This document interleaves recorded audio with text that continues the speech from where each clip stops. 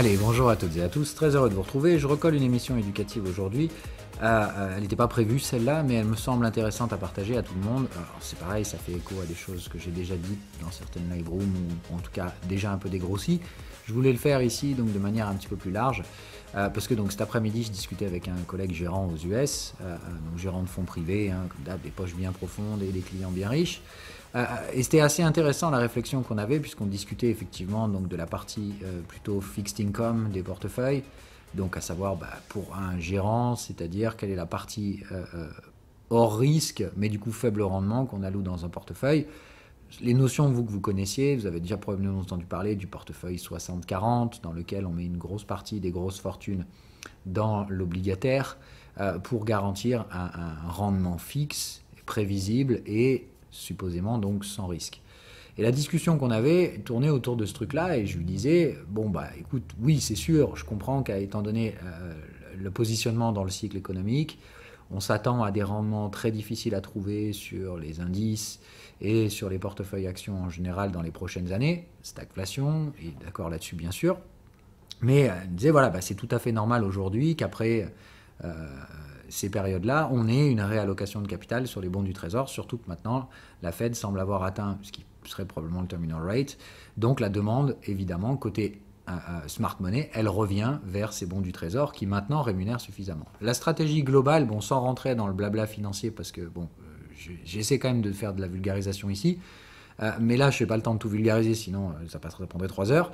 Donc juste de vous faire comprendre le mécanisme. C'est juste de dire, entre guillemets, à ce stade-là, vous savez ce que font les retail, ils ont tous dit, le portefeuille 60-40, il est mort, l'obligataire vaut plus rien, etc. Nanana, parce qu'évidemment, donc, je vous rappelle, le prix des bons du Trésor est inversement corrélé au taux d'intérêt. Ça veut dire que maintenant que les taux d'intérêt se sont envoyés dans la stratosphère, et vous voyez que le taux à 10 ans d'ailleurs, il ne monte pas aussi vite, c'est justement à cause de cette recollecte, c'est-à-dire qu'ici, pourquoi la courbe des taux elle est inversée et tout ça, c'est parce que d'un coup les capitaux professionnels, eux, ils sont en train de revenir sur ces bons du Trésor. Et c'est-à-dire que malgré le fait qu'à court terme, les taux, eux, sont très élevés, les bons à long terme n'arrivent pas à rémunérer assez parce qu'il y a trop de demandes. D'accord ? Et c'est ça qu'il faut que vous compreniez. C'est-à-dire que là, aujourd'hui, des investisseurs sur 10 ans, ils sont prêts à prendre à 3,40, même si à court terme, les money market funds peuvent rémunérer jusqu'à 5%.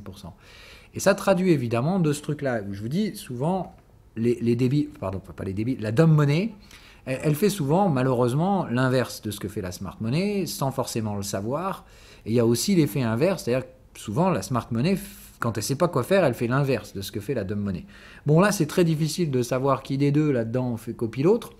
Mais en tout cas, il y a bien une chose qui est sûre, c'est qu'effectivement, il y a, et ça se voit, cette recollecte au niveau de ces fameux portefeuilles obligataires au niveau des US. Bref, ces années passées dans lesquelles plus personne n'en avait rien à foutre de mettre de la thune dans les portefeuilles obligataires, parce que ça rapportait rien du tout. Et évidemment, à côté de ça, tu avais un marché action dans la stratosphère, donc c'était le fameux TINA, il n'y a pas d'alternative, il faut tout mettre dans les actions. Il n'y a plus vraiment de portefeuille obligataire. Comme on l'a vu, tout ça, c'est mort. Et on a des raisons évidentes, d'accord ? Il ne s'agit pas encore une fois de juste des mouvements sur 1 ou 2 jours, mais ça fait déjà plusieurs mois que la recollecte dans les bons du Trésor, et particulièrement sur des maturités relativement longues, c'est ce qui cause l'inversion de la courbe de taux, et ça n'a rien à voir avec, mon Dieu, tout va cracher, la récession, est-ce que Voilà, bref, donc encore une fois, il suffit de parler avec des professionnels 2 secondes, et ils comprennent très vite que tout ça, c'est pour faire parler les débiles. Donc, c'est pas du tout à l'aube d'une récession, c'est justement le signe que on est en plafonnement des rendements sur les actions. Et du coup, la question et l'arbitrage qui se posent chez les professionnels, c'est comment on va réussir à trouver des actions dont le rythme de croissance va surperformer les bons du Trésor. Puisque donc, je vous dis aujourd'hui, il y a tellement de demandes sur les bons du Trésor que les seules actions qui vont nécessiter des investissements sont des actions qui pourront surperformer en termes de rendement ce truc-là. Ça veut dire que toute action qui n'a pas de potentiel de croissance et qui n'arrive pas à délivrer un dividende suffisant pour compenser ce que fera le money market fund supposément sans risque, elles vont pas être achetées, pas demandées. Donc il y a bien, et c'est ce que je vous disais, dans la stagflation, cette notion qui est complètement à l'envers de ce que vendent les mecs qui nous disent la fin du monde, nana, parce que l'inversion de la courbe de taux. Non, c'est l'inverse. La courbe de taux, elle s'inverse uniquement parce qu'il y a une recollecte massive sur les money market funds suite à des années de décollecte totale à grands coups de QE et de baisse de taux. D'accord ? Donc là, c'est juste le paradigme vient de changer. Le fameux moment où on vous dit, ouais, le portefeuille 60-40, il est est mort. Et non, il n'est pas mort. Au contraire, ils sont en train de se reconstituer, ces portefeuilles. Par contre, donc, là où c'est important de comprendre cet arbitrage obligataire que la smart money, elle fait en ce moment, c'est justement donc de dire ça va mettre du temps avant que ces portefeuilles se reconstituent correctement. Et dans un premier temps, il s'agit donc de reconstituer la part obligataire qui n'était pas là. C'est-à-dire que la smart money, elle attendait que les taux remontent suffisamment pour que ça vaille le coup. Voilà. En gros, ce que ça vous dit ici, c'est que le S&P 500, d'accord, il va probablement devoir surperformer ça. Et s'il y arrive, il n'y a aucun problème. On va avoir juste une reconstitution des portefeuilles.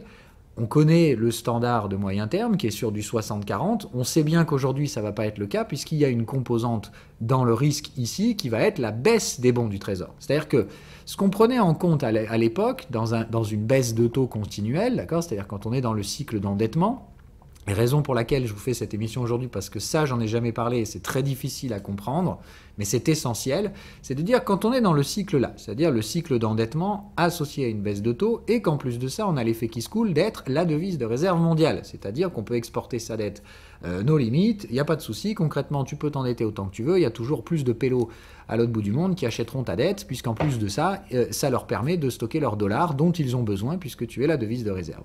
Donc, ça, je ne vais pas tourner autour du pot, d'accord? Le dollar devise de réserve, c'est mort, c'est déjà fini. Les gens ne s'en rendent juste pas encore compte, parce que comme d'hab, ils s'imaginent que c'est une fracture immédiate. Du jour au lendemain, le dollar n'est plus de devise de réserve. Non, la réalité, c'est que ça fait déjà 6 à 8 mois que c'est en cours, et que ça s'accélère de plus en plus, et que c'est déjà irréversible à mon avis. Le dollar devise de réserve mondiale, c'est mort, c'est fini. Cette ère-là, elle est terminée. Maintenant, dans les livres d'histoire, on dira que ça s'est produit autour de l'année post-Covid, vers les 2022. La réalité, encore une fois, c'est que cette fois, c'est choquant parce qu'il n'y a pas de remplaçant. C'est-à-dire qu'en fait, aujourd'hui, il n'y a plus de devise de réserve mondiale. Ce terme en lui-même vient de mourir. Maintenant, effectivement, comme il n'y a pas de remplaçant, ça gêne un peu, parce que du coup, on se dit, le dollar, non, il est toujours devise de réserve à défaut, parce que personne n'a pris sa place. Non, encore une fois, personne ne va prendre sa place, mais il ne l'est plus, objectivement, aujourd'hui. Une large partie des transactions internationales sont réalisées dans d'autres devises. C'est bien le signe qu'il n'y a plus de statut de devise de réserve internationale. Il y a toute une partie du monde qui veut même plus du tout de dollars et qui se dédollarise à une vitesse astronomique. Donc, cet état de fait est déjà mort. Ça veut dire qu'aujourd'hui, si vous ne comprenez pas qu'on n'est pas dans le même paradigme que ce que la plupart des gérants, justement, ont connu, et c'est toute la discussion que j'avais avec mon collègue, c'était de lui dire, tu te rends bien compte, alors lui, il en a bien conscience, c'est pas un débile, encore une fois, je vous dis, c'est un vrai gérant de fonds, le mec a je sais pas combien de centaines de millions derrière sous gestion, donc c'est pas un gogol, d'accord? C'est juste de dire, il comprend très bien ça, que le paradigme d'arbitrage du portefeuille, le fameux 60-40, il est bien mort, mais il n'est pas mort dans le sens TINA, les actions to the moon, et de toute façon, ils vont faire que imprimer des dollars, donc acheter n'importe quoi, ça sera toujours mieux. Non, c'est complètement n'importe quoi. On est en train, au contraire, de revoir la future stabilité de ces portefeuilles-là, et il s'agit donc de comprendre ce mécanisme-là. On n'est pas dans l'état de fait. Donc on ne va pas revenir sur un 60-40, il va falloir trouver un nouvel ordre un nouvel ordre stable, dans un paradigme qui change, dans lequel deux paramètres changent. On voit bien ici que la courbe des taux, elle va plutôt ici être amenée à, évidemment que les 5%, là, ça ne va pas être durable forever, qu'il y aura probablement une rechute, mais on voit bien tous qu'on est parti sur un cycle de rehaussement des taux dû à la politique, aux impressions Covid entre autres, mais c'est surtout la fin d'une ère de crédit pas cher, c'est-à-dire qu'on va malheureusement, à ce stade-là, entrer dans la phase un petit peu plus emmerdante de la structure de crédit, c'est-à-dire il y aura toujours des phases d'endettement et des phases de destruction de crédit derrière, enfin de ralentissement du crédit, mais on s'attend à ce que de toute façon l'inflation maintenant aille directement dans la vie réelle, ce qui veut dire que on va se retrouver avec des taux qui doivent compenser cette inflation. Je vous rappelle, ce que fait la Fed, c'est pas juste dire « Oh là là, vite, il faut monter les taux ». Il y a de l'inflation, donc il faut, si vous voulez, que le Money Market Fund y suive au moins l'inflation. Et sinon, plus personne ne veut de la dette. Déjà que l'international n'en a plus rien à foutre de la dette en dollars et qui demande plus depuis plusieurs années et que ça s'accélérera encore dans les prochaines, qui va bien vouloir acheter de la dette américaine? C'est principalement les Américains. Donc il s'agit de comprendre que la dette, elle est renationalisée petit à petit par les États-Unis. En tout cas, elle va redevenir une dette un petit peu plus locale, ou en tout cas moins distribuée à l'international, du fait de la perte de ce statut de devise de réserve. Mais le deuxième, c'est que si jamais les taux ne sont pas suffisamment élevés, tout simplement, la dette, elle doit soit être détenue nationalement, c'est-à-dire, comme on dit, dans ce cas-là, la Banque centrale doit acheter toute la dette, sauf que c'est normalement interdit, en fait, dans la Constitution américaine.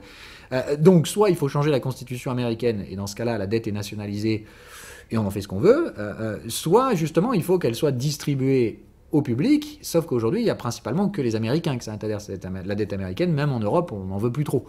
Parce qu'il faut gérer à la fois la volatilité du prix du bon du Trésor, la variabilité de son taux de change, et en plus de ça, je vous dis, l'arbitrage qui est fait, enfin le réarbitrage qui est fait par les investisseurs américains. Sauf que eux, ils n'ont pas à prendre en compte le taux de change. Donc c'est bien de dire pour un investisseur étranger, européen, c'est déjà compliqué de prévoir dans quelle nature vont se repondérer les portefeuilles en obligataire, mais en plus de ça, devoir rajouter un risque de taux de change, je ne vous raconte pas la merde. Bref, autrement dit, pour un gérant américain, repondérer du portefeuille en money market fund, c'est tout à fait normal. Par contre, pour un gérant européen, c'est franchement pas sur la dette américaine qui va se positionner. Il faut bien le comprendre. Ce serait beaucoup trop compliqué, ça nécessite des variables d'ajustement qui coûtent cher. Encore une fois, des swaps de taux d'intérêt, des swaps de change, ça coûte une burne. Donc bref, sans rentrer dans le détail financier, c'est compliqué pour un gérant européen d'acheter et de repondérer ses portefeuilles en dette américaine. Le faire éventuellement avec la dette européenne, why not? Mais dans ce cas-là, on a dit on enlève le risque de taux de change parce qu'on a des dettes labellées en euros. Bon, et de toute façon, vous l'avez bien vu, de toute façon, la BCE fait pareil. Hein, elle fait exactement la même chose, elle remonte ses taux pour que le rendement obligataire soit au moins compensé face à l'inflation, au moins l'inflation cœur.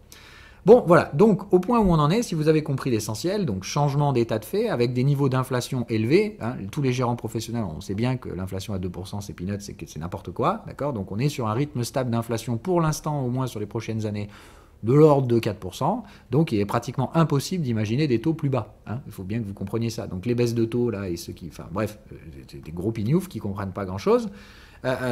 Et si évidemment on baisse les taux, ce sera pour le pire. Ça veut dire que l'inflation est plus basse qu'attendue, voire même le risque déflationniste. Donc en soi, c'est plutôt un risque à couvrir aujourd'hui qu'une opportunité de voir les taux baisser. Hein. Donc on fait vraiment attention à ça. Et ce serait d'ailleurs, on va en parler tout de suite, le plus grand risque en fait pour les gérants obligataires. C'est-à-dire que si justement cette repondération obligataire aux États-Unis, elle était faite avant un cycle déflationniste, d'accord? Qu'est-ce qui va se passer effectivement donc ici derrière? Vous allez avoir donc des gens qui détiennent des bons du Trésor qui rémunèrent, bon, pas 5% hein, évidemment, puisque je l'ai dit, ceux qui sont sur du 10 ans, donc qui ont des maturités un petit peu plus longues, ils rémunèrent 3,40, d'accord? Donc je dis, ils prennent déjà en compte que à terme, les taux vont rebaisser vers ce niveau-là. Hein. Donc on sait que c'est le niveau plancher où on aura, je vous l'avais déjà dit, les 10 ans vont marquer le bottom de l'inflation, le plancher sous lequel l'inflation passera pas, qui sera évidemment à terme le plancher des taux directeurs de la Fed quand elle rebaissera ses taux, mais pas avant plusieurs années. Hein. C'est-à-dire quand l'inflation se sera stabilisée, probablement au-dessus des 2%, et que la Fed acceptera enfin de dire que c'est plus transitory mes couilles, mais qu'on ne retournera plus jamais à 2%, que le nouveau rythme de croisière c'est 3,5-4, et bien à ce stade-là, elle rebaissera ses taux vers les 4%, pour restimuler une économie qui sera peut-être dans la merde. On va voir. Mais bon, dans ce schéma-là, ça évidemment, donc pour un gérant obligataire, c'est un truc à prendre en compte. Ça veut dire qu'est-ce qui va se produire dans ce cas de figure-là? Eh bien évidemment, le prix de mes bons, d'accord, qui rémunère aussi, va exploser. D'accord? C'est-à-dire le taux de mes T-bonds ne va pas bouger, il va rester là. Et dans ce cas-là, par contre, le prix d'échange de ces T-bonds devrait monter, puisque, comme on l'a dit, la baisse des taux courts devrait normalement soutenir la demande pour les taux longs.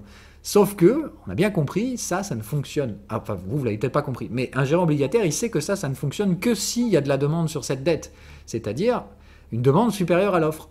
Sauf que comme ça ne va pas être le cas, c'est-à-dire que la demande sur les bons du Trésor, elle est en train d'être remplie actuellement. Ce qu'on attend à terme, c'est émission de nouvelles dettes et pas plus de demandes, puisqu'une fois que les gérants américains auront repondéré les portefeuilles, ils ne vont pas continuer de surenchérir to the moon. Donc, si on a une demande plus nationale qu'internationale, et bien cette fois, la hausse des bons du Trésor, elle ne va pas intervenir. C'est-à-dire que là, concrètement, la seule chose qui va se produire, c'est que vous allez avoir un rééquilibrage, c'est-à-dire la valeur nominale des bons va rester stable, leur rémunération également, sauf qu'à côté de ça, vous allez avoir dilution monétaire. C'est-à-dire que la Fed, elle continue de financer la dette américaine. Hein, tous les ans, il y a de la nouvelle dette qui arrive, sauf que vous ne serez pas rémunéré par la hausse du contrat. Voilà pourquoi je vous dis l'état de fait est différent et pourquoi le portefeuille obligataire ne sera pas sur un 60-40. Parce que ce n'est pas le même état de fait. Cette fois, on va avoir non seulement des taux qui ne rebaissent pas parce que ces taux anticipent déjà que l'inflation va être élevée, mais qu'elle n'est pas à 18 000% non plus, et que la Fed, de toute façon, va bien devoir rebaisser à un moment donné. Mais quand bien même cette rebaisse des taux court terme va être faite avec un ralentissement ou, justement, un rabaissement des taux dans un environnement plus lointain, 2024-5 minimum, d'accord? À ce moment-là, les taux à 10 ans, eux, n'ayant pas monté, d'accord, ils vont rester là. Comme ils seront déjà sur la zone d'arrivée, prévoyant que la Fed aujourd'hui elle overshoot mais qu'elle va revenir là, quand la Fed va baisser les taux, les bons du Trésor à 10 ans ne vont pas monter. Ils vont rester sur place. Ça veut donc dire qu'on va se retrouver derrière avec un effet ciseau pour les gérants obligataires. Ça veut dire qu'ils seront rémunérés que 3%. À côté de ça, on va avoir de l'impression monétaire, de la nouvelle dette qui arrive, moins de demandes qu'avant, et pas de hausse de prix du coup sur le bon du Trésor lui-même. Concrètement, ça veut dire quoi? Eh bien, ça veut dire que d'estimation à peu près, moi c'est ce que je discutais avec ce gars-là, on estime nous en tant que professionnels, bon je ne peux pas vous faire tout le calcul, je vous fais juste la sortie finale, le guesstimate, on est sur un 80-20. C'est-à-dire il n'y aura pas plus de 20% de portefeuille obligataire dans les gérances de grosses fortunes américaines, alors qu'on était bien sur un 60-40 avant au minimum. Hein. Donc il s'agit bien de comprendre que cet état de fait-là, il est que ça plaide évidemment dans ce que je vous disais, c'est-à-dire qu'effectivement, ça va mettre à peu près 2 ans à refaire cette collecte et à repondérer ses portefeuilles. Ça va évidemment probablement enclencher et maintenir l'état de fait de la stagflation, puisqu'on va avoir enfin recollecte sur cette dette, mais une recollecte plus locale et plus du tout internationale, et ça va pénaliser effectivement le risque inhérent de ces bons du Trésor. Comme ils vont être plus risqués qu'avant, parce que moins demandés, et qu'en plus de ça, la dette, elle va continuer d'être imprimée, d'accord ? Ce risque de dilution avec des hauts niveaux d'inflation et un money market fund qui rémunère guère plus que l'inflation en réalité, si vous ne comprenez pas que ça va pousser les actions, mais que certaines actions, c'est-à-dire les actions qui ne peuvent pas générer plus de 3,5% de dividendes, ça va être de la merde, d'accord ? Mais évidemment, sinon, il faut générer au moins une hausse du prix supérieure à ça, plus l'inflation. D'accord ? C'est-à-dire il faut que vous compreniez que si on veut prendre du risque sur une action, il va falloir que l'action, elle génère un rythme de croissance qui couvre au moins l'inflation et le rendement à faible risque du money market fund. Sinon, ça ne sert à rien, puisque la différence, c'est que le money market fund, on sait que son prix, lui, il ne va pas bouger. D'accord ? Je l'ai dit, il ne va ni monter ni baisser, mais en tout cas, le prix du money market fund va rester relativement fiable, relativement stable. Donc, dans cet environnement-là, c'est très, très compliqué de investir sur le S&P 500, puisqu'à l'intérieur du S&P 500, il y a tout un tas de trucs qui plafonnent déjà total et qui n'arrivera pas à produire ce rythme de croissance-là. Et ça va du coup être très très compliqué donc d'investir. C'est bien ce que je vous avais dit. Et la discussion que j'ai eue avec ce gérant, au bout d'un moment, je lui dis, et du coup, qu'est-ce qu'on fait ? On fait 80% d'actions dans le portefeuille, parce que si c'est le cas, ça va être compliqué quand même. Ça veut dire on risque de créer encore des bulles spéculatives, parce qu'il y a énormément de capital aujourd'hui qui est non alloué, et si ce capital-là il doit être réalloué dans les actions, ça fait beaucoup de thunes à rentrer. Et là, on est parti après, moi je l'ai amené sur la discussion crypto, et je lui dis, et du coup tes clients, ils ne sont pas intéressés crypto, etc. Non, en fait, là c'est plutôt qu'est-ce qu'on va réallouer comme cash, etc. Et je lui dis, mais t'as pas capté qu'il y avait un équivalent justement de, si tu devais reconstituer un portefeuille 60-40, mais qu'aujourd'hui concrètement, avec le risque nouveau sur le pricing des bons du Trésor, tu peux faire qu'un 80-20 à peu près, pourquoi tu ferais pas un 60-20-20 ? Et dans ce cas-là, de dire, alors attention, à 20%, il m'a dit c'est impossible, de toute façon, évidemment, je lui dis, mais à terme, moi je lui disais, t'arrives pas à imaginer dans plusieurs années un portefeuille justement 60-20-20 avec une exposition crypto à pratiquement 20% dedans. Il me dit ouais bon t'es un peu chaud, bon je le sais hein, évidemment, et comme d'hab je suis en avance, mais il n'était pas contre l'idée, et c'est ça qui m'a quand même assez marqué dans cette discussion, c'est qu'en fait pour lui c'est même carrément envisageable d'imaginer la sphère crypto comme un money market fund. Et c'est là où je lui dis, bon c'est bien, déjà si tu comprends ça c'est pas mal, et je lui dis mais du coup tu comprends le mécanisme Ethereum, c'est-à-dire effectivement, bon ça sert concrètement pas à grand chose, en tout cas ça va servir de moins en moins, c'est-à-dire l'Ethereum Layer 1 il est tellement saturé de trucs que voilà, aujourd'hui c'est blindé total, tu peux plus utiliser le Layer 1 sauf si concrètement tu gères des millions dessus. Et il me disait ouais ça je comprends à peu près, c'est vrai que ça pourrait coller à un statut de bon du trésor. C'est-à-dire dans ce cas-là, Ethereum c'est le collatéral de trésor de la finance décentralisée, de la DeFi, c'est-à-dire entre guillemets un État non territorial, un État online, c'est-à-dire en fait un money market online, de la monnaie d'Internet. Associé évidemment à de la dette, avec les mêmes mécanismes de dette, je vous dis, et c'est là où je l'ai ramené dans mon délire, je lui ai montré comme d'hab mes slides et tout ça, et je lui dis, tu te rends bien compte qu'en fait, Ethereum a toutes les caractéristiques de ces money market funds que tu recherches, et qu'en plus de ça, Tu peux pas, puisqu'aujourd'hui, tu es bien conscient qu'il y a un risque supérieur à ce qu'il y avait historiquement, donc que cette demande de retour sur des actifs moins risqués, type money market fund fixed income, tu peux pas l'allouer à tes clients parce qu'il faut que tu leur fasses comprendre que le risque aujourd'hui n'est pas le même qu'avant avec la perte du statut de devise de réserve mondiale et le changement du cycle de taux. On a trouvé le plafond, le plancher des taux bas, donc on sait qu'aujourd'hui les taux vont être au moins suffisamment stables, voire plus élevés. Donc attention encore une fois à la décollecte sur le prix des money market funds. C'est-à-dire que si jamais l'inflation devait être plus élevée, la Fed va continuer de monter les taux, ce qui va faire s'écrouler le prix des bons du Trésor qui s'échangent aujourd'hui à 3%. Donc il faut bien faire attention, d'accord? C'est bien extrêmement important de comprendre ça. Le risque pour un gérant obligataire, c'est que, comme on l'a dit, il faut que les taux restent à peu près là pour qu'il y ait une recollecte correcte qui soit faite. Si jamais les taux devaient continuer de monter, toute cette dette qui est accumulée là actuellement à l'heure où on se parle, depuis déjà plusieurs mois, elle va perdre énormément de valeur. Après, donc c'est extrêmement compliqué de voir tout ça. Et de se l'imaginer, et du coup, quel pourrait être le hedge? Comme on l'a dit, le hedge, c'est de réduire l'allocation de ces money market funds, non plus à 40, mais à 20%. Et qu'est-ce qu'on fait du coup du reste? Il s'agit de se dire, en soi, de la monnaie Internet qui est régie et qui fonctionne exactement comme un government bond aujourd'hui, c'est probablement le meilleur hedge pour un investisseur américain. Mais en fait, si vous réfléchissez, c'est le meilleur hedge pour un investisseur européen, c'est le meilleur hedge pour un investisseur chinois, c'est le meilleur hedge pour un investisseur japonais, c'est le meilleur hedge pour un putain d'investisseur partout dans le monde. Pourquoi? Parce que la mécanique que j'essaie de vous faire comprendre à vous, et qu'on a très vite compris avec cette personne-là, c'est que les dettes vont se renationaliser, ou en tout cas se relocaliser. La dette américaine, elle va principalement être demandée et détenue par des investisseurs américains. La dette européenne par des investisseurs européens. On renationalise les silos de dette de plus en plus. Évidemment, c'est une tendance qui va mettre du temps à se mettre en place, probablement pendant les 2 prochaines années. Mais il y a de moins en moins de demandes aujourd'hui pour de la dette étrangère, principalement par rapport à ces différentes notions de contrôle territorial et de, effectivement, intervention monétaire plus ou moins agressive des banques centrales. Donc, tous les portefeuilles dans le monde, en fait, doivent hedger ce risque-là. Ils peuvent moins allouer au money market fund parce que c'est beaucoup plus risqué aujourd'hui sur la volatilité et l'incertitude liée au mouvement des taux d'intérêt. Donc concrètement, soit on met tout dans les actions, mais on voit bien que les actions, elles plafonnent de ouf. Je veux dire, quand tu vois qu'Apple, ça s'échange à 28 en PER, tu te dis que ça fait peut-être un peu cher pour espérer générer 3% de rendement.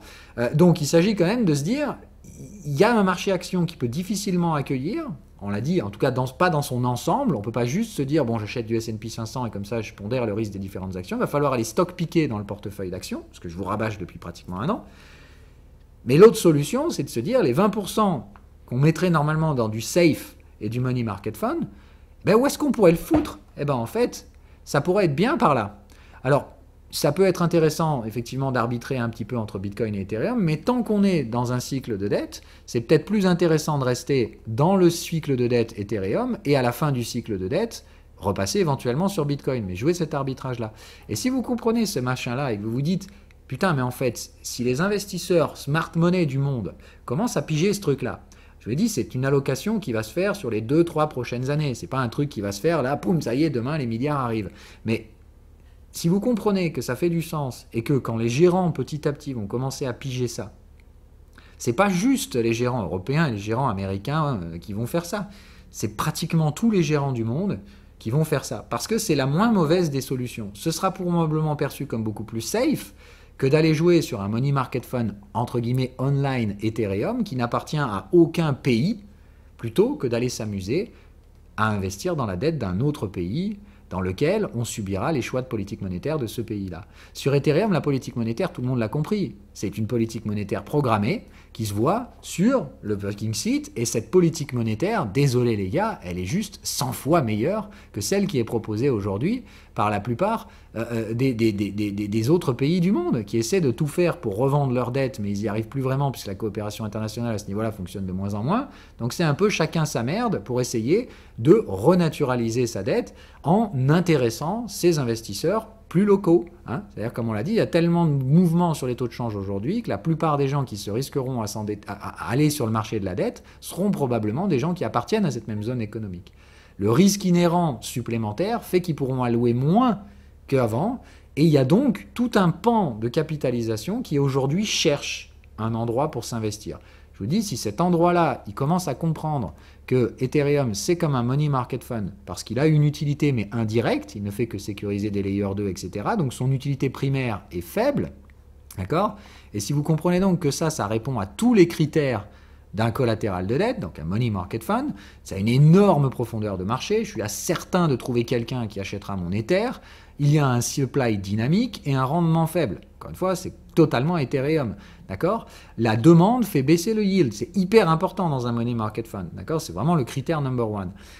Il s'agit bien de comprendre que plus il y a de demande pour Ethereum, là on parle évidemment du rendement à faible risque, donc du rendement de staking sur Ethereum, je ne parle pas d'aller faire de la fucking DeFi, mais juste de dire, j'achète un Ether, poum, je le fous en validateur, et je prends X% par an, tant que je fais tourner ce validateur. Ok?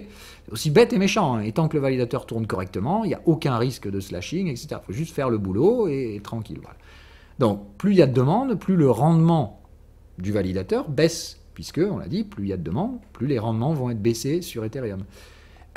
Les autres caractéristiques d'un money market fund, high barrier to entry. Hein, encore une fois, 32 Ethers, même si on l'a vu, il y aura des technologies type DVT, etc. et tout ça, c'est pas encore tout de suite là. Pour l'instant, il faut déjà une bonne grosse thune pour rentrer. Et puis si Ethereum monte bien sur des zones de valorisation, comme moi je l'entends, à peu près 10 000 $, c'est 320 000 balles à l'entrée quand même, hein, c'est un petit bébé quoi.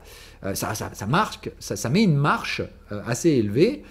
Et rentrer sur du money market aux États-Unis ou de la dette en France ou en Europe et tout ça, je ne raconte même pas le plancher, hein, c'est plusieurs dizaines de millions pour pouvoir espérer être sur la liste des gens qui peuvent acheter sur le marché primaire.